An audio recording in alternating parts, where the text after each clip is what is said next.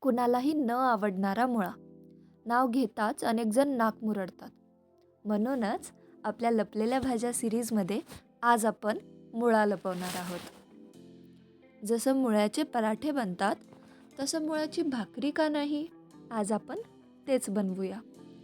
सर्वात आधी मुळा किसून घेऊ. एका परातीत किसलेला मुळा घ्या. त्यात बाजरीचं पीठ, ज्वारीचं पीठ आणि थोडं बेसन घ्या.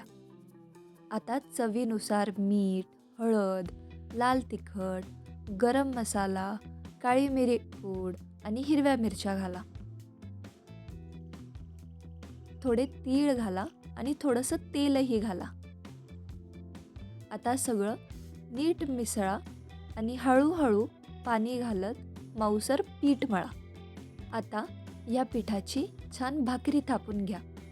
वरून थोडे तीळ लावा आणि हलक्या हाताने दाबा. तवा नीट गरम होऊ द्या. भाकरी तव्यावर टाका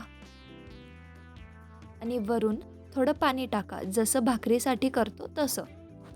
एका बाजूनी नीट शिजली की भाकरी उलटवा आणि दुसरी बाजूही छान शिजू द्या. अशाच सगळ्या भाकऱ्या तयार करून घ्या. गरम गरम मुळ्याची भाकरी नुसती सुद्धा छान लागते किंवा भाजी, चटणी, लोणच्यासोबतही खाल्ली तरी चालेल. मुळा न खाणारे लोक पण ही भाकरी नक्की खातील. अशाच अजून रेसिपीजसाठी चॅनलला सबस्क्राईब करा.